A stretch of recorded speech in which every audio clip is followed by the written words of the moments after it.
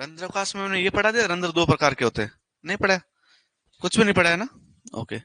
तो रंध्र अवकाश क्या होते हैं? रंध्र अवकाश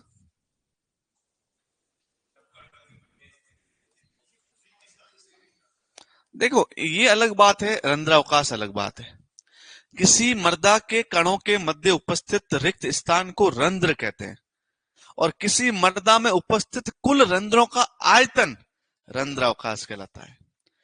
आप जो है, आप अकेले स्टूडेंट हैं और पूरे स्टूडेंट मिलके क्लास बनाते हैं, तो एक रंध्र सब रंध्र अवकाश। तो याद रखना, दो मर्दा या मर्दा कणों के मध्य उपस्थित रिक्त स्थान रंध्र कहलाते हैं, और किसी मर्दा में उपस्थित कुल रंध्रों का आयतन रंध्र अवकाश कहलाता है। तो किसी मर्दा में उपस्थित कुल रंध्रों का आयतन क्या कहलाता है? रंध्र अवकाश कहलाता है। क्या कहलाता है? रंध्र अवकाश। और ये जो रंध्र अवकाश होता है, एक बहुत महत्वपूर्ण है। थोड़े बहुत हम रंध्र के बारे में पहले पढ़ लेते हैं। किसके बारे में पढ़ लेते हैं? रंध्र के बारे में। रंध्र क्या होते हैं? तो रंध्र क्या होते हैं? मर्दा कणों के मध्य उपस्थित रिक्त स्थान। तो रंध्र होते हैं जिसको हम बोलते हैं पोर्स, ये होते हैं मर्दा कणों के मध्य उपस्थित रिक्त स्थान। मर्दा कणों के मध्य उपस्थित रिक्त स्थान। रिक्त माने खाली।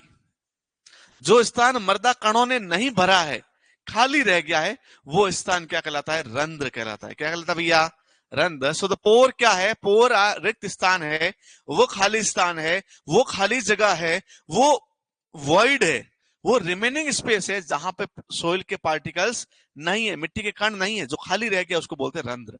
रंध्र सामान्यतः दो प्रकार के होते हैं। कितने प्रकार के होते हैं रंध्र? कितने प्रकार के? दो प्रकार के। कौन कौन से पता है किसी को? बड़े रंध्र, छोटे रंध्र। बड़े रंध्र और छोटे। बड़े रंध्र को बोलते हैं वृद्ध रंध्र। कौन से रंध्र? वृद्ध माने बड़े। और सेकंड नंबर पे है सूक्ष्म रंध्र। सूक्ष्म माने छोटे रंध्र। तो कितने प्रकार के रंध्र हो गए? सूक्ष्म और वृद्ध। वृद्ध को इंग्लिश में क्या बोलते हैं? बड़े को बोलते हैं, अच्छा रंध्र दो बार हो गए, मैक्रो। क्या बोलते हैं? मैक्रो। और छोटों को बोलते हैं माइक्रो। क्या बोलते हैं भैया? माइक्रो। तो बड़ों को तो बोलते हैं मैक्रो और छोटे को बोलते हैं माइक्रो और मैक्रो। जो मैक्रो होते हैं उनको अकेशिकीय, कौन से रंध्र बोलते हैं? अकेशिकीय रंध्र भी किसको बोलते हैं? याद रखना, अकेशिकीय रंध्र कहलाते हैं जो बड़े, जो बिना केशिकाओं के, केशिका बोलते हैं नलियों के, जो बिना नलियों के रंध्र है, बड़े बड़े रंध्र जिसकी नलियां नहीं बनती, उसको अकेशिकीय रंध्र बोलते हैं। और जो केशिकीय रंध्र है, जिसमें छोटी छोटी नलियां बन जाती है रंध्रों की वजह से, इनको बोलते हैं केशिकीय रंध्र। केशिकीय रंध्र किसको बोलते हैं? छोटे रंध्रों को। ये नहीं लिख रखा है? हाँ, लिख लीजिए। केशिकीय रंध्र किसको बोलते हैं? सूक्ष्म रंध्रों को। और वृद्ध रंध्रों को क्या बोलते हैं? अकेशिकीय रंध्र। बड़े जो रंध्र होते हैं वो पानी रोक नहीं पाते। बड़े जो रंध्र है वो पानी रोकेगा नहीं, कहां चला जाएगा? नीचे। तो ये क्या कार्य करते हैं? याद रखना, वायु संचरण का कार्य करते हैं। किसका काम करता है? वायु संचरण का काम। तो वायु संचरण किसमें होता है? और जल धारण का काम कौन करते हैं? सूक्ष्म रंध्र करते हैं। तो मिट्टी में पानी रोकने का काम तो कौन करते हैं? और वायु को आदान प्रदान देने का काम कौन करते हैं? वृद्ध। सूक्ष्म रंध्र जो होते हैं उनकी साइज होती है 0.06 mm से कम, और वृद्ध रंध्रों की होती है 0.06 mm से ज्यादा। ये भी बात याद रखना। बस ये तीन बातें लिख लो।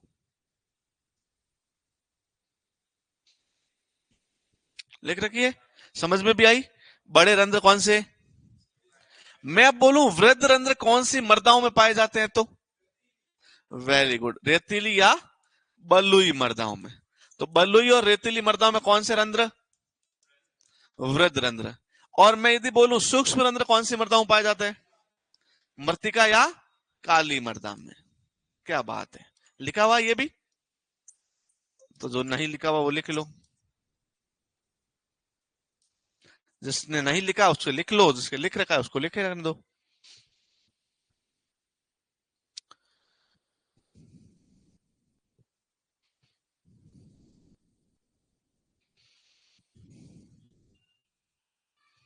लिख लिया?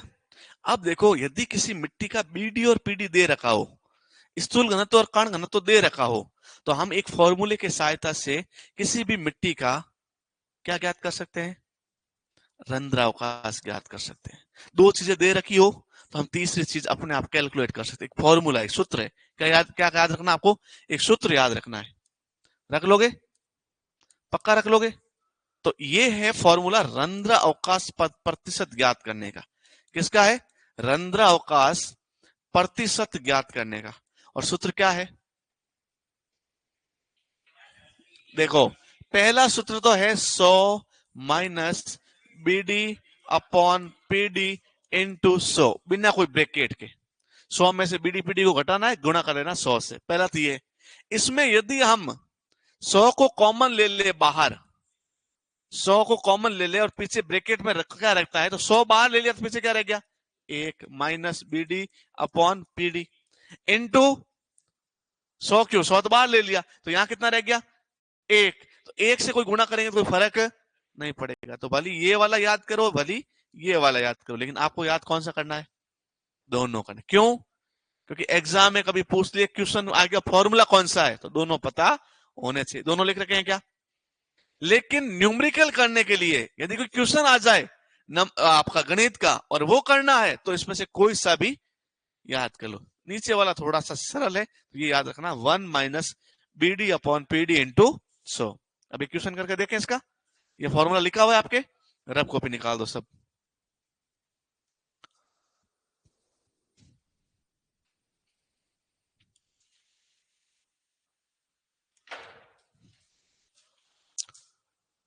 रफ कॉपी निकाल दो। निकाल दी? अब देखो, इसमें बीडी और पीडी अपने को दे रखी है। बीडी दे रखी है, याद रखना, 1.2 ग्राम पर सेंटीमीटर क्यूब। पीडी दे रखी है 2.4 ग्राम पर सेंटीमीटर क्यूब। और आपसे बोल दिया कि क्या ज्ञात करो? रंध्रावकाश ज्ञात करो। कैसे करोगे भाई? कितना आना चाहिए आंसर?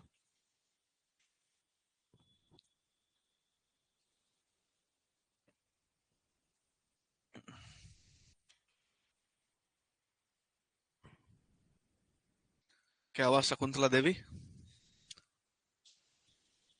जानते हो शकुंतला देवी को? ह्यूमन कैलकुलेटर कहते हैं उनको। Human calculator. जो अपन कैलकुलेटर से भी नहीं कर पाते ना, वो बैठे बैठे कर लेती है, बिना किसी कैलकुलेटर कॉपी पेन के यूज किए। और अपन देखोगे इतना ज्ञान लगा रहे हैं।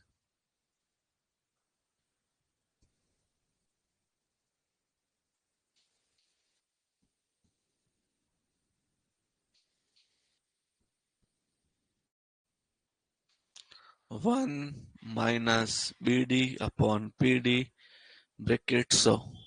तो 1 की जगह तो 1 लिख, बीडी की जगह बीडी लिख, पीडी की जगह पीडी लिख, इनटू ब्रैकेट में करके 100 कर। फिर जो कट रहा है उसको काट, जो गुणा हो रहा है गुणा कर, जो भाग दे रहा भाग दे, आगे बढ़। फिर पॉइंट लगा रहा है। पॉइंट वाली आदत छोड़ देनी है।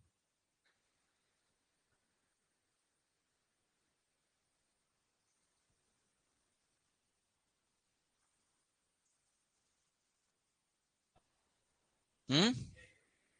चलो एक मैं कर देता हूं। समझो, देखो, सबसे पहले ऐसा कभी क्वेश्चन आ जाए तो आपको, वाह रे वाह, कौन बोला? क्या नाम है शकुंतला? क्या नाम है तेरा? हैं? अजीत? रियल में कोई नहीं जीत सकता तुझे। ये चाहिए, ये मैथ की पावर है, ये मैथ की पावर है। एक का आंसर आया 14। अरे बीडी का मतलब स्थूल घनत्व, बल्क डेंसिटी। पीडी का मतलब पार्टिकल डेंसिटी। ये तो मैंने शॉर्ट में लिखवा भी रखे हैं। बीडी पीडी नहीं लिखवा रखे। बीडी मतलब बल्क डेंसिटी, मतलब स्थूल घनत्व। पीडी माने पार्टिकल डेंसिटी, कण घनत्व है। अब देखो, सबसे पहले ऐसे क्वेश्चन आ जाए तो सबसे पहले फॉर्मूला लिखो। रंध्र अवकाश का क्या फॉर्मूला होता है? रंध्र अवकाश प्रतिशत बराबर क्या होता है? 1 minus BD upon PD into 100। BD दे रखा है, कितना है? 1 पीडी कितना है? 2.4 इंटू 100। अब 100 बाहर है, इसको बाहर ही रहने दो। पहले ब्रैकेट को, बोर्ड मास का नियम, बोर्ड मास का नियम नहीं पता? सबसे पहले ब्रैकेट को सॉल्व करते हैं, फिर आपके बाद में डिवीजन करते हैं, फिर मल्टीप्लिकेशन करते हैं, फिर सब्स्टिट्यूट करते हैं, फिर एडिशन करते हैं, सबसे लास्ट में सब्स्टिट्यूट करते हैं, उससे पहले एडिशन करते हैं। तो अब आप सबको पहले ब्रैकेट सॉल्व करो। ब्रैकेट में जो कुछ कट रहा है वो काट दो। दशमलव के बाद यदि संख्या का नंबर बराबर है तो दशमलव हट जाते हैं। पॉइंट के बाद एक अंक, पॉइंट के बाद एक अंक, तो पॉइंट से पॉइंट हट गया। तो अब क्या हो गया देखो, 1/12/24 इंटू 100। आप सभी को पता है 12 का पहाड़ा एक बार बोलो तो 12 आता है, दो बार पढ़ो तो 24 आता है। तो 1 - 1/2 इंटू 100। अब एक में से 1/2 गया तो आधा बचेगा, आधा इंटू 100, 100 एकम 100 भाग 2, 50%।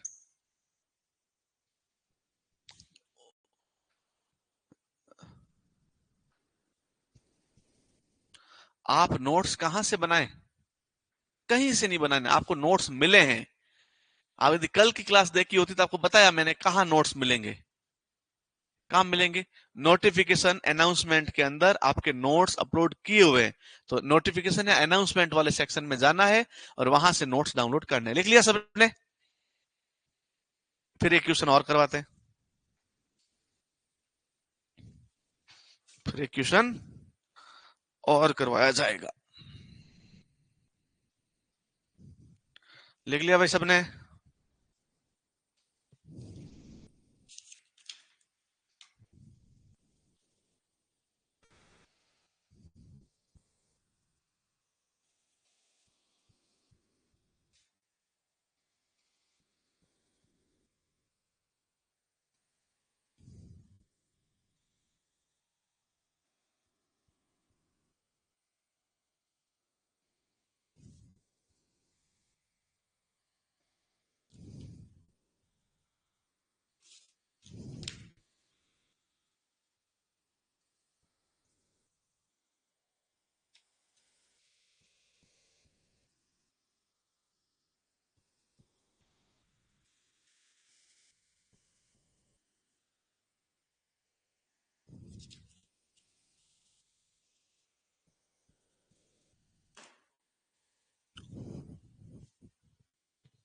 चलो एक क्वेश्चन और करते हैं।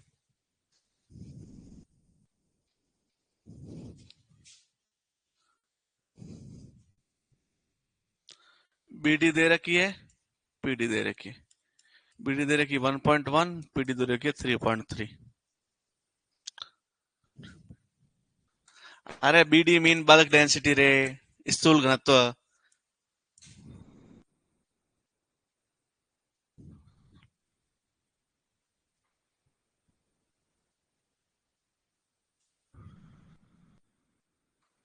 बीडी तो ऐसे पूछ रहे जैसे पीडी का अच्छा पता ही है। ।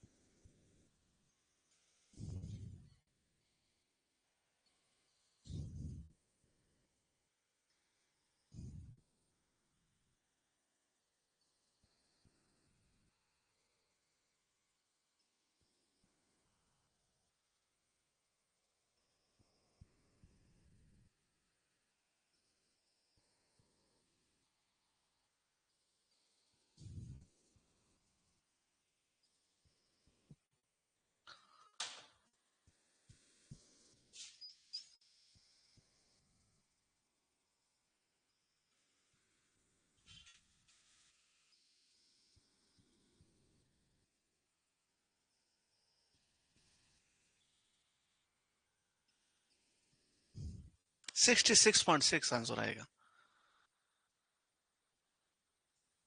देखो वापस देखो, 1 - बीडी कितनी है? 1.1। पीडी कितना है? 3.3 इंटू 100। पॉइंट से पॉइंट कट गया। 1-11/33 इंटू 100, एक बार 3 बार, ओके। 1-1/3 इंटू 100, एक में से 1/3 जाता है ना, तो आपको याद रखना है कि पहले ऐसा नहीं हो तो पहले आप भाग। आपने क्या लगा कि एक में से 1/3 जाता है तो 1/3 रहता है? नहीं, आपको एक में से 1/3, अब आप कुछ भी नहीं हो ना, कुछ भी नहीं करना है अभी, इसको दोनों से गुणा कर लीजिए। तो आपको क्या करना है, 100-100/3 करना है भैया। ये कॉमन है ना, तो पहले इससे गुणा होगा 100 एकम, फिर 100 1/3 से गुणा होगा 100 एकम 100/3, तो 100-100/3। अब 3 का पहाड़ा 10 में कितनी बार गया, 3 बार, पीछे 1 रह गया। फिर कितनी बार गया, 3 बार, पीछे 1 रह गया। फिर कितनी बार गया, 3 बार। 100-33.3 भैया, नॉट 33.3 आंसर है। 100 में से 33.3 घटाओगे तो आंसर आएगा 66.6%। समझ रहे? और दूं ये क्वेश्चन?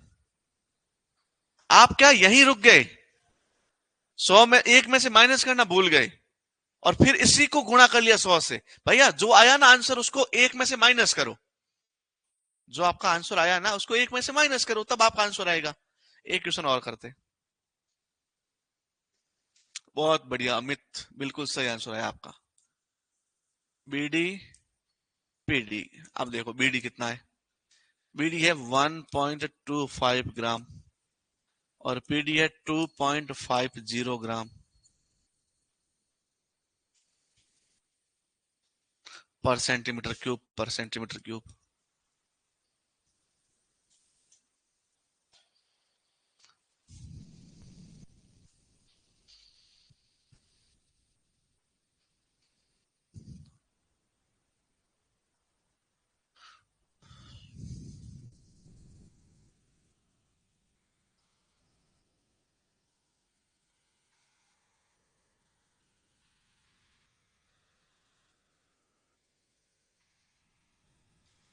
तुम कॉपी में इसको कर रहे हो, हाँ कर रहे हो, वही गलती कर रहे हो।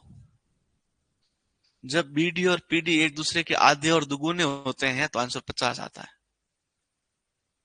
बीडी और पीडी यदि आप एक दूसरे के आधे या दुगुने होते हैं तो आंसर कितना आता है?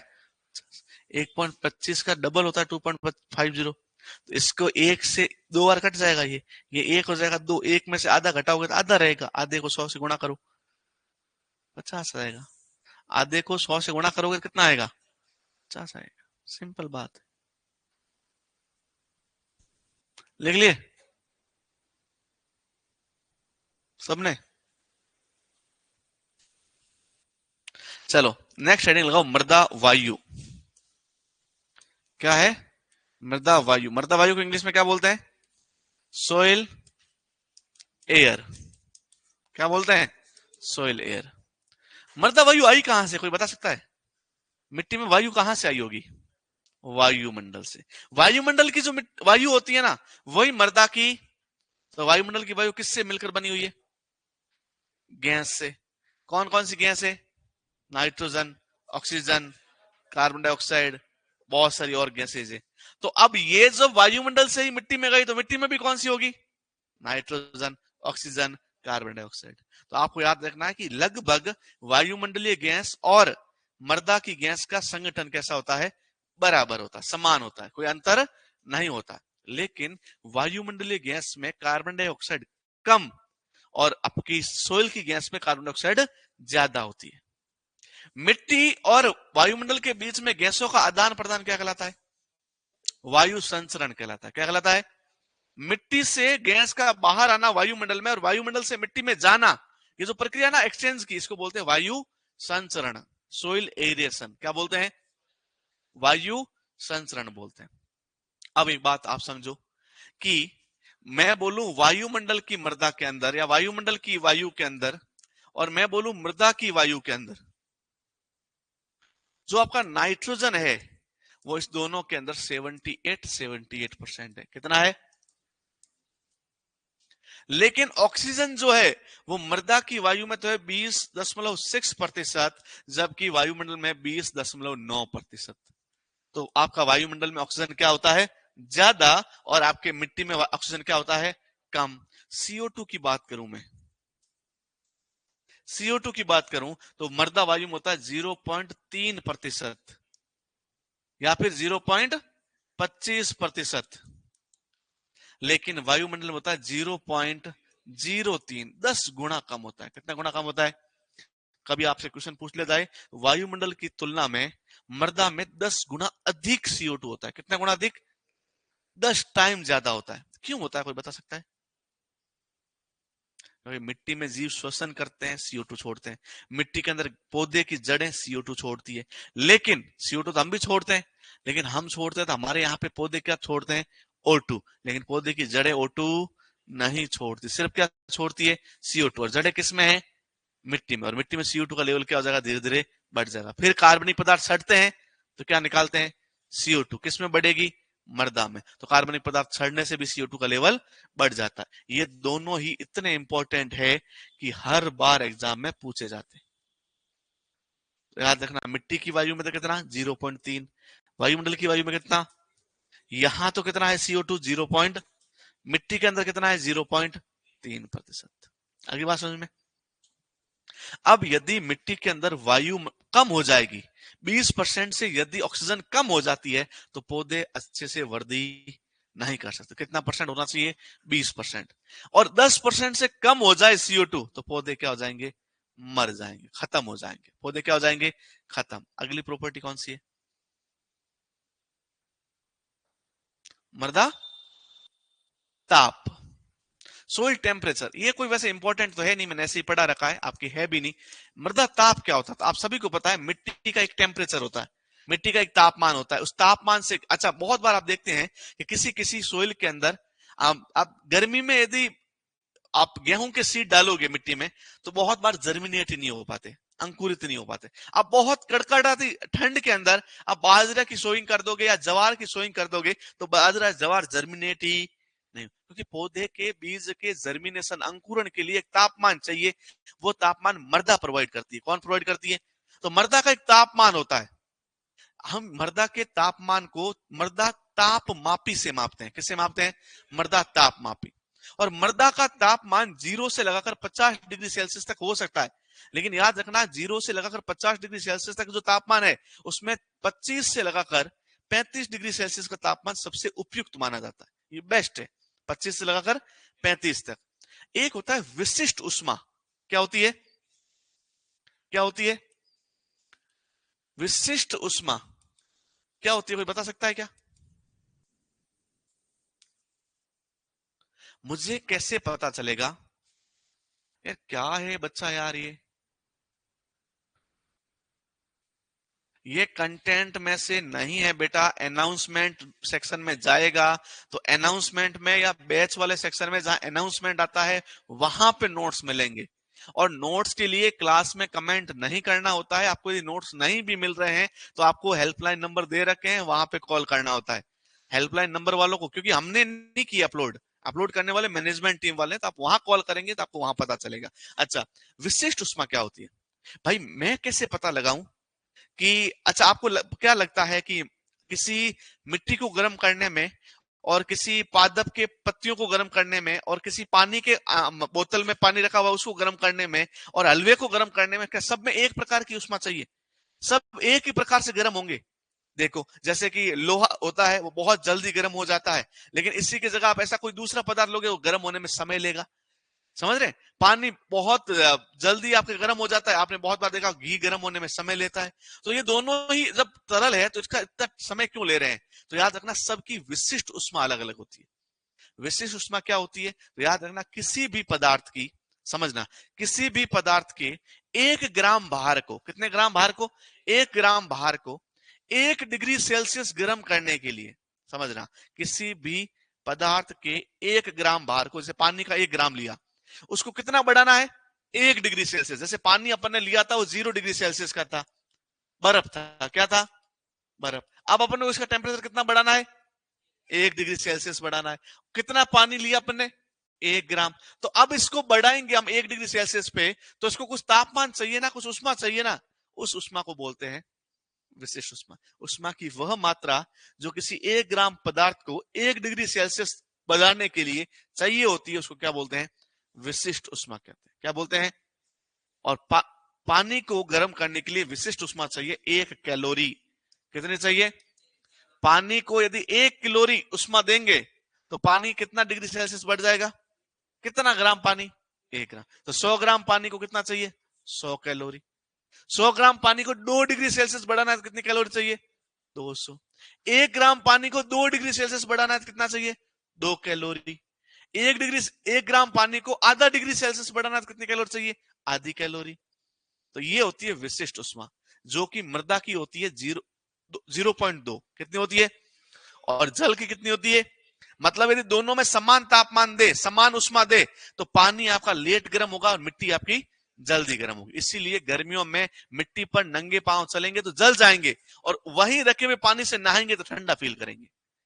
गर्मियों में यदि एक बाल्टी भर के आप रख दो पानी गर्म धूप में, और वहां मिट्टी पड़ी है, फिर उसको लेने नंगे पैर जाओ, तो आपको पता लगेगा नंगे पैर जाओगे तो पैर तो जलेंगे, लेकिन उसी में रखे हुए पानी से जब नहाओगे तो ठंडा लगेगा, क्योंकि पानी इतना जल्दी गर्म नहीं होता। जो इतना जल्दी गर्म नहीं होता वो इतना जल्दी ठंडा भी।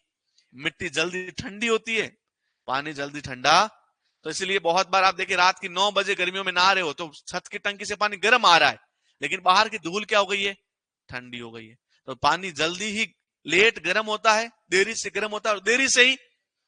और मृदा जो होती है वो जल्दी ही गर्म होती है और जल्दी ही, क्योंकि इसकी विशिष्ट उष्मा क्या होती है मृदा की? कम। तो याद लिखा हुआ होगा, देख लो, नहीं लिखा हो तो मैं लिखवाता हूं। लिखा हुआ है मृदा का कितना लिखा हुआ है, और जल का, और क्या लाइन लिखी हुई है?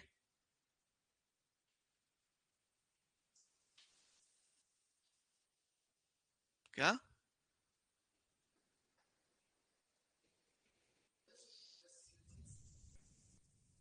0 डिग्री है, डिग्री वो। अरे वो क्या लिखा, मैं देख लेता हूँ। हाँ,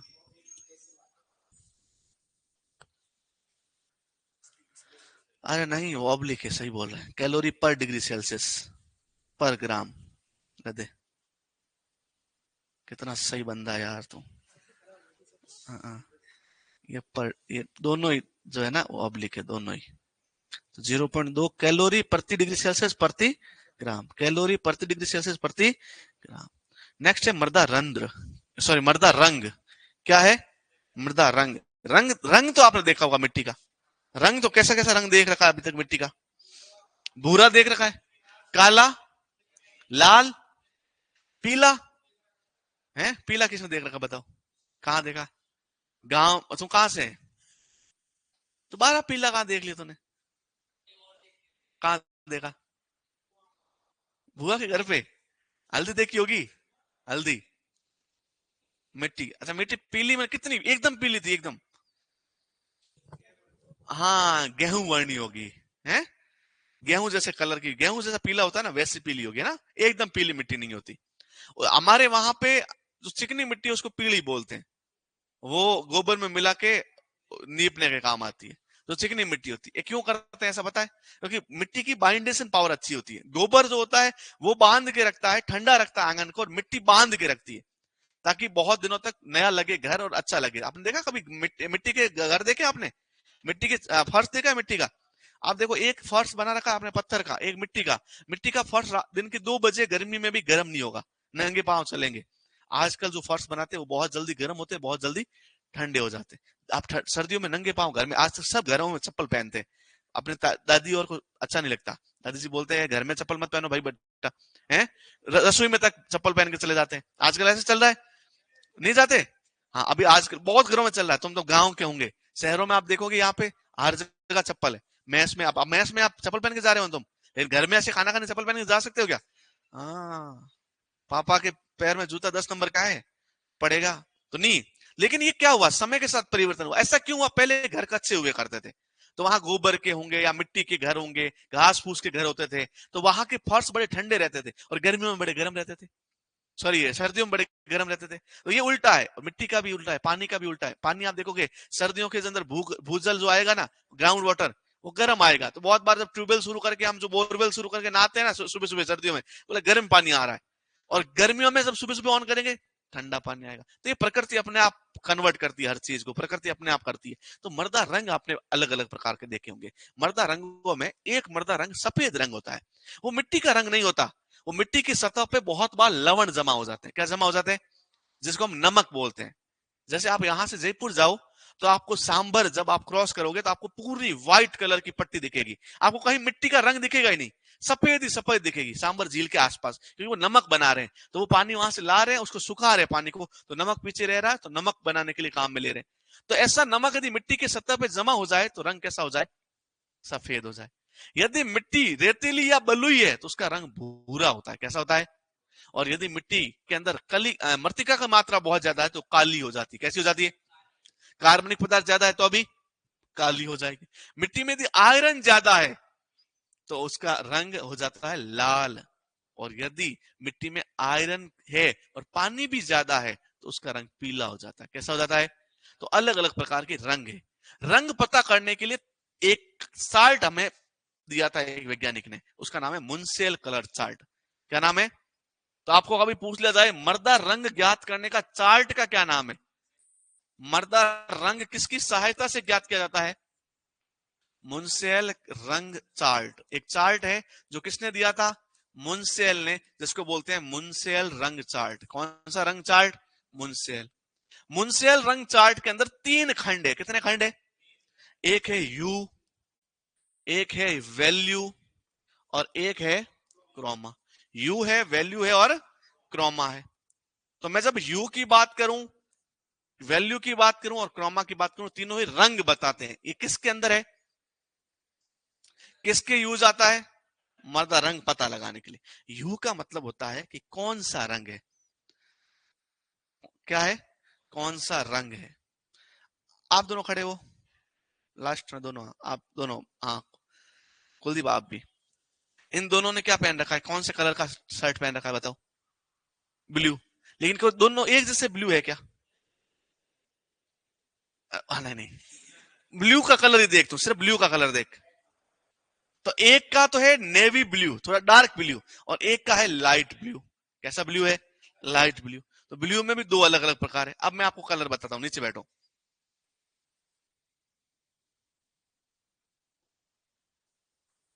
इसको डर लगा ना, पता नहीं सर क्या कहेंगे। ये दोनों ही कैसे हैं? पीले हैं, लेकिन इसमें आप देखेंगे थोड़ा लालपन लग रहा है। पीला है लेकिन ऑरेंज टाइप का है, और ये प्योर पीला है, येलो है। तो कलर भी अलग अलग प्रकार के होते हैं। कौन सा प्रकार का कलर है ये कौन बताता है? यू। प्रभावी रंग को कौन बताता है? तो यू बताता है प्रभावी रंग को। किसको बताता है? प्रभावी रंग। किस प्रकार का रंग है ये कौन बताता है? कौन बताता है? यू। या फिर बताता है प्रभावी स्पेक्ट्रम। ये वर्ड याद रखना। कौन सा वर्ड? स्पेक्ट्रम। कौन सा वर्ड? स्पेक्ट्रम। प्रभावी रंग या प्रभावी स्पेक्ट्रम कौन बताता है? यू बताता है। सेकेंड नंबर पे है वैल्यू। वैल्यू आपको समझना है। वैल्यू का मतलब होता है, यहां पे वैल्यू बताता है कि वो रंग कितना हल्का है या कितना गहरा है। तो रंग का हल्कापन व गहरापन कौन बताता है? कि भाई देखो, एक मैं बोलूं कि गुलाबी तो हल्का गुलाबी, मैं बोलूं लाल हल्का लाल, ऐसा। अरे गहरा लाल है, ऐसे बोले ना लाल। एक बोलते ना अपन कि भाई धोड़ो धट है, रात तो लाल, कालो कट। समझ? तो ये कट वर्ड है, मतलब वो बहुत ज्यादा काला है। ठीक ठाक है, घणो कालो कुआ नहीं, तो मतलब कम काला है। तो ये हम जब वर्ड बोलते हैं ना, जब पीछे कोई और हम लगाते हैं शब्द, तो उसका मतलब बहुत काला है। जैसे पीड़ो पट, भूरो भट्ट, मतलब बहुत भूरा। और सिर्फ भूरा मतलब नॉर्मल भूरा, हल्का भूरा, कोई ज्यादा बुरा नहीं। तो आपको आपको क्या याद रखना है कि जिसके पीछे भी ये वर्ड लगते हैं वो बहुत हल्का गहरा है, और जिसके पीछे वर्ड नहीं लगते मतलब वो ठीक ठाक है। तो ये हल्कापन गहरापन कौन बताएगा? वैल्यू। काड़ो कट, ये कट कौन बता रहा है? वैल्यू। गहरापन कौन बता रहा है? हल्कापन कौन बता रहा है? वैल्यू। अब बहुत बार कलर मिक्स करते हैं ना तो तीसरा कलर बन जाता है। 2 कलर को मिक्स करो तीसरा कलर। तो कलर शुद्ध है कि नहीं है, कि कोई और मिक्सर तो नहीं है, तो ये कौन बताएगा? तो रंग की शुद्धि के बारे में कौन बताएगा? रंग के हल्केपन गहरेपन के बारे में कौन बताएगा? और रंग के प्रभावी रंग के बारे में कौन बताएगा? यू बताएगा। आगे बात समझ में। मिट्टी सफेद रंग की है तो याद रखना उसके लवणों की वजह से। किसकी वजह से? बलुई मिट्टी का रंग भूरा होता है। कैसा होता है? काली मिट्टी का रंग काला एक खनिज के कारण होता है जिसका नाम है टाइटेनीफेरस मैग्नेटाइट। अंडरलाइन करो, टाइटेनीफेरस मैग्नेटाइट। लिखा हुआ ही नहीं है? ऐसा तो नहीं हो सकता, हो ही नहीं सकता। टाइटेनीफेरस मैग्नेटाइट की वजह से रंग काला होता है काली मृदाओं का। तो काली मिट्टियों का रंग काला किसकी वजह से होता है? टाइटेनीफेरस मैग्नेटाइट की वजह से। टाइटेनीफेरस मैग्नेटाइट। अच्छा, कार्बनिक मृदाओं का रंग काला किसकी वजह से होता है? कार्बनिक पदार्थों की वजह से। लाल मिट्टियों का रंग लाल क्यों होता है? आयरन की वजह से, Fe2O3 की वजह से, हेमेटाइट या मैग्नेटाइट की वजह से। और पीला रंग क्यों होता है? आयरन के हाइड्रोक्साइड की वजह से, जल में घुलनशील आयरन की वजह से। आगे बात समझ में? ये सब आपको याद रखना है। ओके, आगे बात समझ में? अच्छा, नेक्स्ट टॉपिक क्या है? रासायनिक गुणधर्म। तो ये तो कौन से गुणधर्म थे मिट्टी के? भौतिक। भौतिक में आप देखोगे तो मैंने शुरू में जो लिखा है उसमें से अभी तक अपन ने मृदा जल नहीं पढ़ा है। क्या नहीं पढ़ा है? मृदा जल। तो अब पहले हम मृदा जल पढ़ेंगे जो आपके सबसे लास्ट में लिखा हुआ है। नोट्स के सबसे लास्ट में जाइए आप। हाँ, अब लास्ट के अंदर आप देखिए, शुरू के एक दो पेज इधर मोड़िए, यहां कहीं मृदा जल लिखा होगा। ये मृदा जल हम पहले पढ़ेंगे, तो सबसे लास्ट वाला पेज पढ़ेंगे। नेक्स्ट है मृदा जल। क्या होता है भाई मृदा जल? मृदा में उपस्थित वायु मृदा वायु, और मृदा में उपस्थित जल क्या कहलाता है? मृदा जल कहलाता है। जल का सूत्र क्या है? H2, दो हाइड्रोजन और एक ऑक्सीजन। और इसकी संरचना होती है ऐसी, ऑक्सीजन, यह हाइड्रोजन और यह हाइड्रोजन, यहां होता है माइनस, यहां होते हैं प्लस और प्लस। ये होता है जल। जल होता है, जल का सूत्र होता है H2O। क्या होता है? तो H2O को हम क्या बोलते हैं?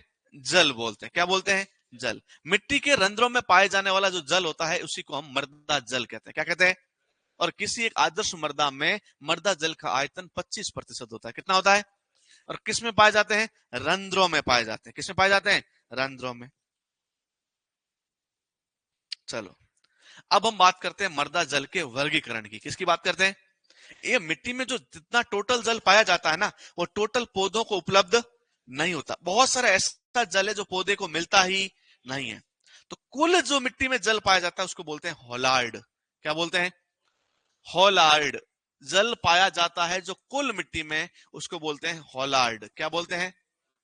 मृदा में पाए जाने वाला कुल जल क्या कहलाता है? हॉलार्ड। मिट्टी में पाए जाने वाला कुल, हॉल मतलब सभी, WHOLE, हॉल मतलब क्या होता है? सब। तो हॉलार्ड मतलब पूरा। तो कुल जल तो क्या कहलाता है? हॉलार्ड। एक होता है केशार्ड। क्या होता है? क्रेसार्ड होता है। क्रेसार्ड का मतलब होता है कि जो पौधे को उपलब्ध है। किसको उपलब्ध है? जो पानी, कुल पानी में से वो मात्रा जो पौधे को उपलब्ध है, केसार्ड कहलाती है। क्या कहलाती है?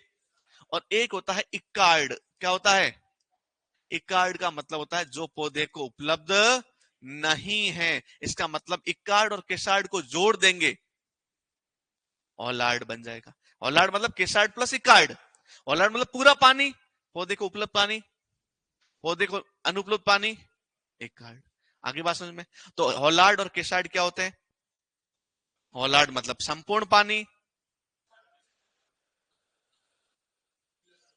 इकार्ड। ये तो आपको याद रखना, कभी पूछे जा सकते हैं हॉलार्ड का मतलब क्या है, केसार्ड का मतलब क्या है, इकार्ड का मतलब क्या है। अब मैं आपको एक बात बताता हूं कि मृदा जल का जो हमने वर्गीकरण दिया उसमें मृदा जल जो है वो 3 प्रकार के होते हैं। कितने प्रकार के होते हैं?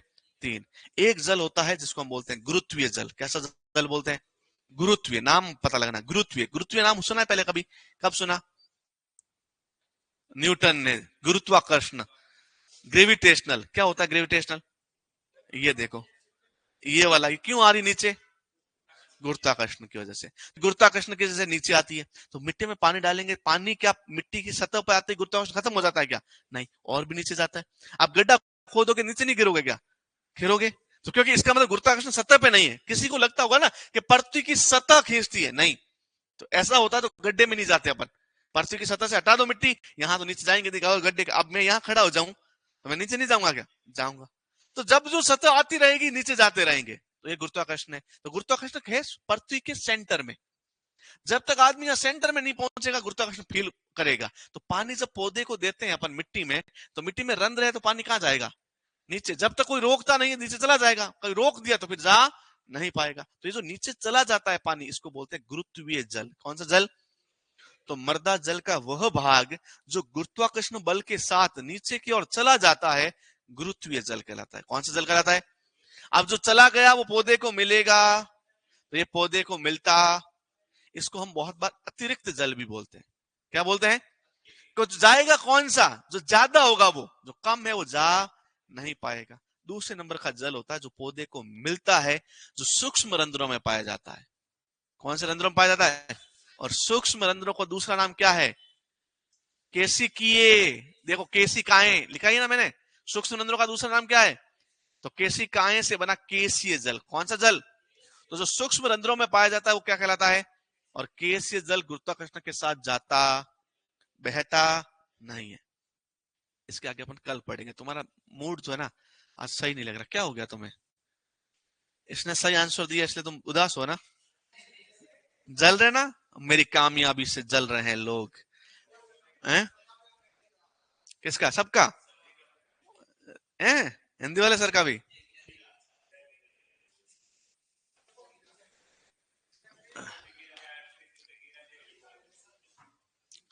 रविंद्र सिंह सर क्या बोलते हैं?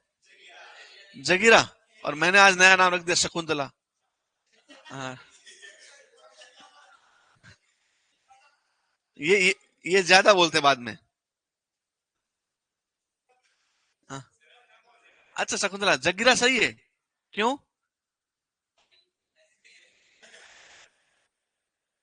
अच्छा। अब देखो मैंने क्लास इसलिए जल्दी स्टॉप की क्योंकि मुझे किसी का टेस्ट भी लेना है।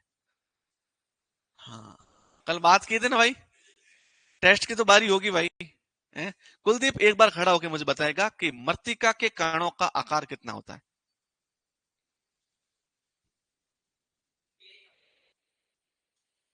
ये बता दिया ना कुलदीप, मजा आ जाएगा। आप भी बताओ ऑनलाइन वालों, मृत्तिका के कणों का आकार कितना होता है?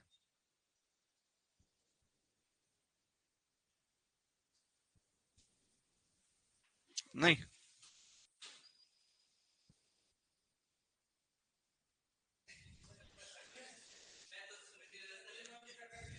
बताओ मत रे, गलत है। ये फिर क्या है कि इसका फायदा नहीं है, इसका नुकसान है इसमें।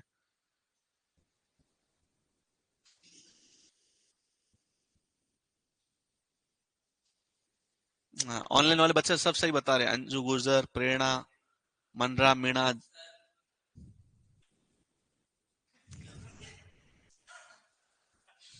ये तेरे मजे ले रहे हैं, इनके ऊपर मत भरोसा कर। बैठ नीचे। तू बता। दो क्या? MM से कम, बढ़िया बैठो। तू पढ़ा नहीं रहे यार कुलदीप। बैठ नीचे। देख सबने, देख रामकरण जाट, जगदीश चौधरी, अमित, जिया बानो, सबने सही बताया है। एक भी बच्चे ने गलत नहीं बताया यार। आप देखो ये कितना कंपटीशन है, 16-17 बच्चे लाइव है और 16-17 के 17 सही बता रहे हैं। तो कंपटीशन तो है, टफ कंपटीशन है? अच्छा आप बताओ नागुर वाले भैया, कौन सी मृदा का गुणधर्म स्थायी है, इसको बदला आसानी से नहीं जा सकता? मृदा का कौन सा गुणधर्म स्थायी है जिसको आसानी से बदला नहीं जा सकता? तू बता 12। अरे नहीं, मैं बोला मृदा का कौन सा गुणधर्म है जो बदला नहीं जा सकता, स्थायी है गुणधर्म। कर्ण नहीं पूछ रहा हूं मैं, मृदा की कौन से गुण। तो मैंने पहले गुण लिखा है ना, उन गुणों में एक गुण है जो किसको बदला नहीं जा सकता।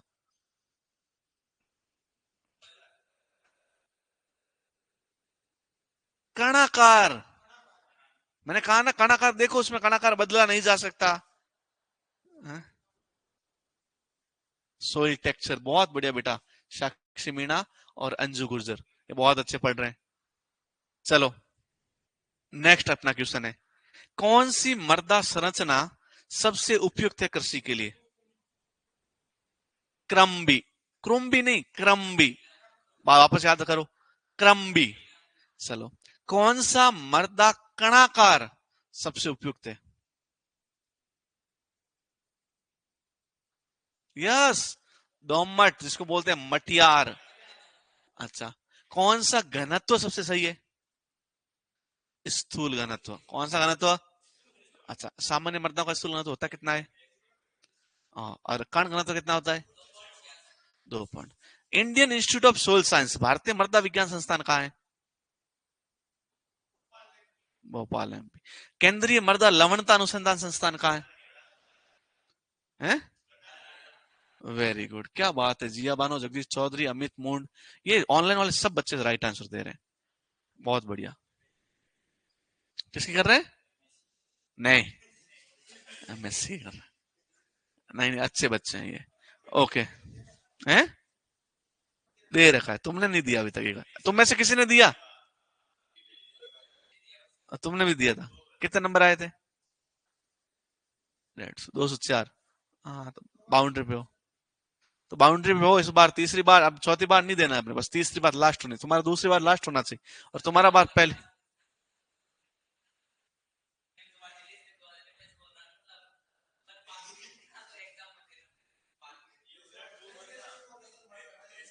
ऐसे नहीं बोलते। जिंदगी एग्जाम अंतिम लक्ष्य नहीं होता जिंदगी का। है, जहां जो चीजें फेल हुए हैं, विराट कोहली को जानते हैं आप लोग? कौन नहीं जानता? विराट कोहली जिस रोज पहला अपना मैच बढ़िया वाला खेल रहे थे, उस दिन उनके इन्फॉर्मेशन लगी कि उनके पिताजी की डेथ हो गई। फिर भी वो मैच खेले और उस मैच में बहुत अच्छे रन बनाए, आई थिंक शतक बनाया है। और आप देखो, क्योंकि आदमी खोकर, ये पक्का पता है कि आदमी कुछ ना कुछ खोएगा, लेकिन खोकर पाना है ना, बहुत बड़ी बात है। तो आपका नौकरी नहीं लगना, नौकरी नहीं लगने से पहले प्रयास न करना, ये गैर जिम्मेदाराना हरकत है। भाई, प्रयास ही नहीं करना। नौकरी लगने का एग्जाम होने के बाद अच्छा रिजल्ट नहीं आना, वो आपके हाथ में नहीं है, तो आ चुका है, तो फिर और अच्छा प्रयास कीजिए।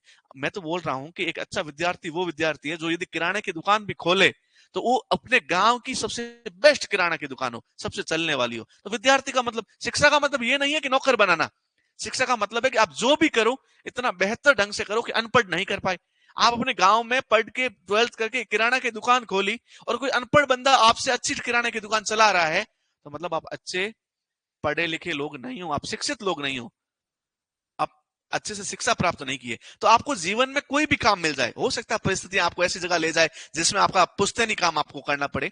आपका हो सकता है आपके पिताजी की किसी चीज की दुकान है या कोई मजदूरी करते हैं, और वो पुश्तैनी आपको करना पड़ जाए। लाइफ है, कोई कल का ही नहीं पता यार। आज मॉर्निंग में, आज शाम को पता चले कि घर पे कोई बुरी खबर है और मुझे घर निकलना पड़ जाए, और किसी के घर से कुछ भी आ सकता है, भगवान चाहे ना आए, ऐसा अचानक किसी के साथ नहीं हो सकता है। तो आप हर चीज के लिए एक्सेप्टेबल रहो कि हाँ, ऐसा हो सकता है, तो मैं ऐसा कर लूंगा।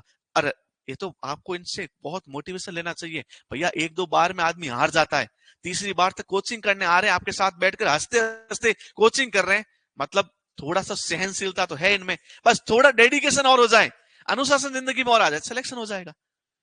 भाई, दो आदमी आदमी को जीवन में दो चीजें चाहिए। सबसे सक्सेसफुल आदमी वो आदमी है जिसने जीवन में धैर्य को अपना साथी बनाया। मोदी जी जिस टाइम हिमालय में तपस्या करने गए होंगे, या मोदी जी जिस टाइम आरएसएस के या फिर एबीवीपी के कोई स्टूडेंट सेक्शन विंग के लीडर रहे होंगे, उनको मन में इच्छा तो हुई होगी कि मुझे पीएम बनना है। और उस टाइम, हाँ, चाय वाला तो ठीक है, लेकिन उस टाइम यदि इच्छा हुई होगी, और इच्छा होते ही वो बोलते हैं आज के आज बनना है, तो एक लंबा धैर्य, एक लंबा पीरियड नहीं निकलता। आपके पिताजी से पूछे वो कितना धैर्य के साथ आपको बड़ा किया। एक बच्चा जब है ना 9 साल 9 महीने गर्भ में रहता है, और 9 साल तक का नहीं हो जाता बाहर आकर, तब तक न जाने कितनी बार फिसलता है आंगन में, कितनी बार गिरता है, कितनी बार आपके पिताजी और माता की सांसें जो रुक जाती है। आपको थोड़ा सा भी कुछ हो जाए तो कैसे आपको यहां तक भेजा है, और फिर आप बोले कि मर जा।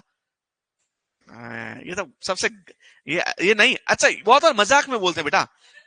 अरे नहीं बोलना ऐसे, ऐसी मजाक नहीं करनी है,